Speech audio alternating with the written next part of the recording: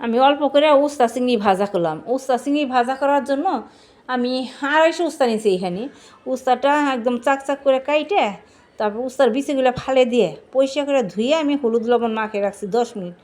আর এদিকে আমার ফ্রিজে কিছু চিংড়ি মাছ ছিল, ওই চিংড়িটা আমি ভালো করে পরিষ্কার করে ধুয়ে হলুদ লবণ মাখিয়ে রাখছি।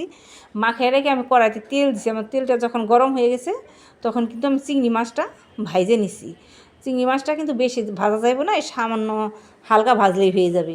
তারপর আমি ওই তেলের মধ্যে দিয়ে দিছি উস্তাটা আমি দিয়ে তারপর যখন আমার উস্তাটা প্রায় হাফ ভাজা হয়ে গেছে তখন আমি দিয়েছি কাঁচা লঙ্কা আর দিয়েছি পেঁয়াজ কুচি আর কাঁচা লঙ্কা দিয়ে আমি কিন্তু উস্তাটা ভালো করে ভাইজে নিছি। ভাইজে তখন নামানোর আগে আমি দিয়েছি ওই চিংড়ি মাছ ভাজাটা দিয়ে উস্তাটা কিন্তু আমি আরেকটু ভালো করে ভাইজে নিছি। ভাইজে নামিয়ে নিলাম।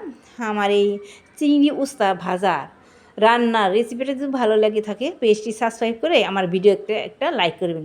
আর এইভাবে উস্তা চিংড়ি ভাজা করে গরম ভাতের সাথে কিন্তু খেতে অনেক ভালো লাগে।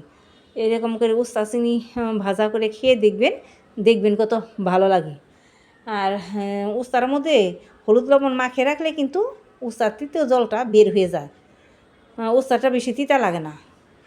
আর উস্তার মধ্যে আমি হলুদ লবণ মাখিয়ে রাখছিলাম, এই কারণে আর পরে আমায় লবণও দিইনি আর হলুদও দিইনি।